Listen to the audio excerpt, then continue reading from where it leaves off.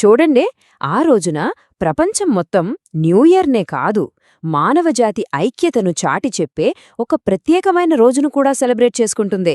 అదే global family day. Global family day ఆ పేర్లోనే ఉంది కదా అంతా. దీని మెయిన్ ఐడియా ఏంటంటే శాంతి, ఐక్యత, ప్రపంచమంతా ఒకే ఫ్యామిలీ అనే ఫీలింగ్ను ప్రమోట్ చేయడమన్నమాట. వినడానికి మన వసుధైవ కుటుంబకం కాన్సెప్ట్ లాగే ఉంది కదా. అవును, దానికి చాలా దగ్గరగా ఉంటుంది. సరే, బావుంది. కానీ ఈ ఒక ప్రపంచం ఒకే కుటుంబం అనే ఐడియా అసలు ఎప్పుడు, ఎలా స్టార్ట్ అయింది? దీని వెనుకున్న హిస్టరీ ఏంటి? ఎగ్జామ్ పాయింట్ ఆఫ్ వ్యూలో ఇది తెలుసుకోవడం చాలా అవసరం. సో ఆ డీటెయిల్స్ ఏంటో ఇప్పుడు చూసేద్దాం. దీని జర్నీ 2000 సంవత్సరంలో మొదలైంది. అప్పుడు దీని పేరు 1 డే ఆఫ్ పీస్, అంటే శాంతి కోసం ఒకరోజు. దీనికి ఇన్స్పిరేషన్ ఎక్కడ్నుంచి వచ్చిందంటే ఐక్యరాజ్య సమితి మిలీనియం డిక్లరేషన్ నుంచి.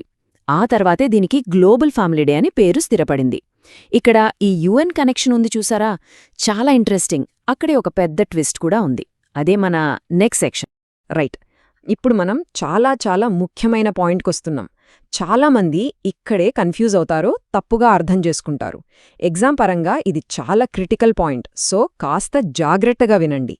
సో అసలైన ప్రశ్నేంటంటే, ఇది ఐక్యరాజ్య సమితి అఫీషియల్గా గుర్తించిన రోజా కాదా? ఒక్క సెకండ్ ఆలోచించండి, ఎందుకంటే మెజారిటీ ఆస్పిరెంట్స్ పొరబడేది సరిగ్గా ఇక్కడే.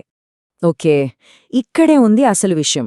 గ్లోబల్ ఫ్యామిలీ డే అనేది యుఎన్ మిలీనియం డిక్లరేషన్ నుంచి ఇన్స్పైర్ అయింది, అది నిజమే. కానీ ఇది ఐక్యరాజ్య సమితి అఫీషియల్గా డిక్లేర్ చేసిన ఇంటర్నేషనల్ డే మాత్రం అస్సలు కాదు.